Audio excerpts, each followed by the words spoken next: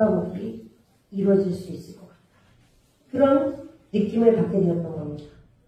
그런데 어떻게 해야 신령한 진리로 우리가 나아갈 수 있는가?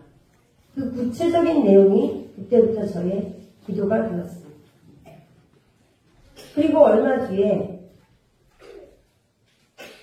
새벽 2시 반쯤 갑자기 눈을 뜨게 되었는데요. 참 아버님이 너무나 그리워지면서 거실에 있는 부모님 조명 앞으로 나아갔습니다. 아버님을 이렇게 바라보는데 그때 갑자기 후두둑 눈물이 떨어지면서 저도 모르게 불효자 오순석은 웁니다. 불효는 오순석은 웁니다 하면서 눈물을 흘리게 되었습니다. 한참을 울고 또 울면서 아버님을 불렀는데요. 마지막에 제가 이렇게 아버님께 말씀을 드리게 됐습니다. 아버님, 이 불의한 제가 지금이라도 아버님을 위해서 할 수 있는 일이 있다면 말씀해 주십시오. 저 무엇이든지 하겠습니다. 라는 말씀을 올리게 됐습니다. 사실 어떤 답이 올 것이라고 생각하지 못했었는데 그때 아버님의 음성이 들렸습니다. 어머님을 보좌에 드려라. 어머님을 잘 모시고 지켜드려야 한다. 그때 제가 깨달았습니다.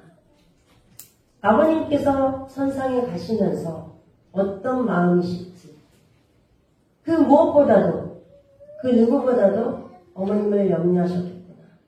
모든 책임을 어머님께 넘기시고 지상을 떠나실 때 아버님의 심정이 얼마나 간절하실까 하는 그런 마음이 느껴졌습니다. 그래서 저는 정말 어머님과 하나 되어야 되겠다. 그때부터 마음을 다지게 되었습니다. 그리고 한 100일 정도 지난 후에 협회로부터 2세 부장으로서 다시 공직을 시작해보지 않겠냐 하는 연락을 받게 되었습니다. 그 당시에 자녀들이 아직 유치원생이기도 했었고 셋째, 넷째가 많이 어리기도 했기 때문에 저는 좀 주저하게 되었습니다. 그런데 그런 주저하는 제가 기도를 할 때마다 그날 그 새벽에 아버님께 약속드렸던 내용 그리고 그 음성이 생각이 났습니다.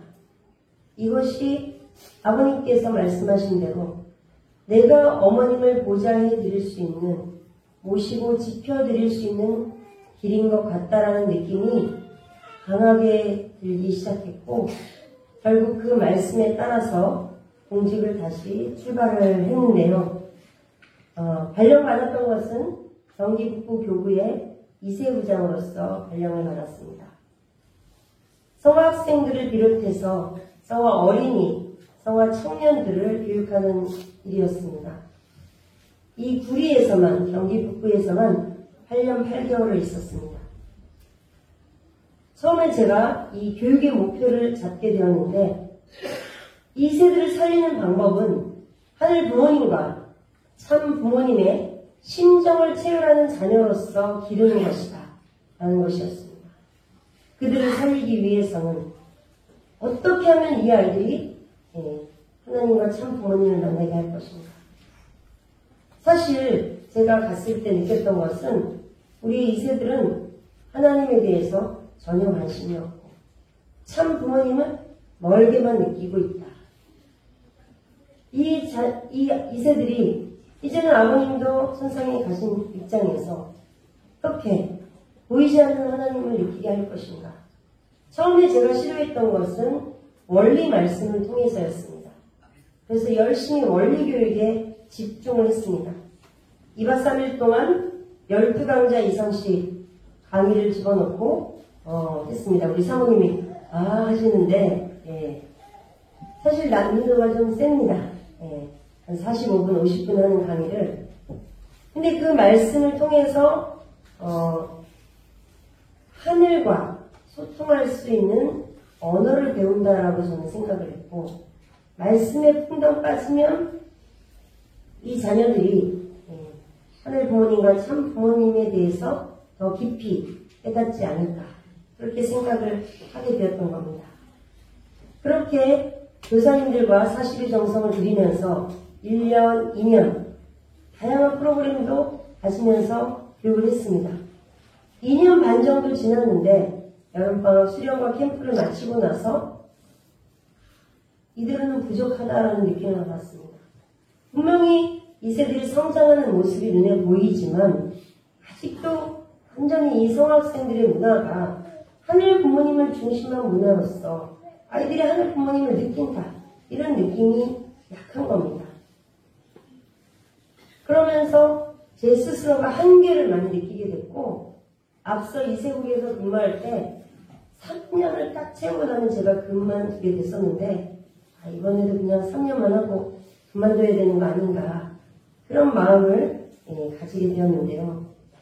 2달 뒤에 공문이 왔습니다. 아까 교의자님께서 말씀하셨던 합관 수련에 참석하라는 내용이었습니다. 이 수련은 당시에 30대, 40대의 젊은 목회 공직자들이 56명 우리 청평에서 특별 수련을 받았던 내용입니다. 이 공문을 보자마자 여기 가면은 이 세대를 살릴 수 있는 방법을 내가 찾을 수 있을 것 같다라는 느낌을 받았습니다. 이 수련에 참석했을 때 사실 염려되는 부분도 많았습니다. 장기 수련은 제가 한 번도 안 받아봤던 겁니다. 1박 2일이나 2박 3일 계약사만 갔다 와도 저는 청평 감기에 걸려가지고 한 2주 정도 몸살을 앓고는 했습니다. 그러니까 일부러 그게 힘들어서 마치 아까 임종순 권사님처럼 그 아픈 것이 두려워서 40일 수련을 한 번도 가지 않았었는데 이제 어머님의 명이 순종할 수밖에 없었죠. 근데 막상 가봤더니 너무나 평화로운 수련이었던 겁니다. 왜 청평이 복귀된 에덴 동산이고 참 어머님의 복중이라고 하는가, 제가 너무나 깨달을 수 있었던, 그리고 저의 신앙에 정말 큰 전기를 맞이할 수 있었던 21일이었습니다. 매일 하늘이 저에게 계시와 몽시를 주셨습니다. 효신님의 음성을 듣기도 했습니다. 천성왕님 궁전이 활활 불타오르는 꿈을 꾸기도 했습니다. 그래서 저는 어떻게 생각했냐면 이 21일 수련과 같은 수련을 모든 축복 가정들이 받으면서 어머님의 복중으로 다시 태어나게 되면 우리가 신령과 진리로 나아갈 수 있다라는 그런 확신을 가지게 됐습니다. 특히 그 꿈을 꿨을 때는 정말 저는 확신을 가지고 그 꿈 얘기를 하면서 그 당시 협회장님이나 또 수련을 마치고 이기성 원장님을 찾아가서 어떻게든 우리 모든 축복 가정들이 이 청평에서 다시 태어나야 됩니다 라는 그 의견을 제시하기도 했는데요. 그때는 받아들여지지 않았습니다. 그리고 한 8년여가 지나 이 천심원 철야를 통해서 드디어 불이 붙게 되는 것 같습니다. 이때 이렇게 참 어머님께서 저희들을 찾아주셔서 내가 독생녀야 하는 말씀도 주셨고, 저희들은 정말 어머님과 절대적으로 하나 되겠다는 마음을 가지고 각오를 다졌던 시간들이었습니다. 수련이 이제 거의 끝나갈 때쯤 다시 또 새벽 2시 반쯤 눈을 뜨는 날이 있었습니다. 다들 잠든 시간이었기 때문에 밖으로 나와서 어디로 가지 하다가 내 다리가 이끄는 대로 가보자 했는데 이 특별기도실 앞까지 오게 되었습니다. 특별기도실 앞에 현관문 대문이 잠겨 있어서 어디로 가야 될까 하면서 오른쪽을 바라봤더니 저 불빛이 보였습니다. 부모님 존영이 있는 곳인데요. 이 불빛을 바라보자마자 음성이 들려옵니다. 내가 여기 있다. 내가 여기 있어. 내가 여기 있다고 하는 그 아버님의 생생한 음성이 울려 퍼지는데 저도 모르게 아버님 하면서 정신원으로 달려갔습니다. 부모님 존영 앞에 무릎을 꿇었을 때 저는 또다시 회개의 눈물을 흘리게 됐습니다. 이때까지 저는 참 아버님은 본영원에서 저희들을 기다리시는 줄 알았습니다. 그런데 내가 여기 있다고 하시는 그 아버님의 음성을 듣는 순간 아버님께서는 바로 이곳에서 정심원에서 우리들을 기다려주시고 우리의 기도를 들어주고 계셨구나 하는 것을 제가 실감하게 되었습니다. 그래서 저는 이렇게 약속을 드렸습니다. 하늘 부모님, 참 부모님, 저 이제부터는 일주일에 한 번씩 이곳에 와서 하늘 부모님, 참 부모님께 보고하고 문의하면서 이 세들을 길러나가겠습니다. 제가 이 탑번 수련을 통해서 찾았던 이세 교육의 큰 비법이었습니다. 신령과 진리로 나아간다는 것은 바로 청평의 강화입니다. 그리고 이게 제가 천심원에서 참 아버님을 처음 만난 경험이라고 할 수 있습니다.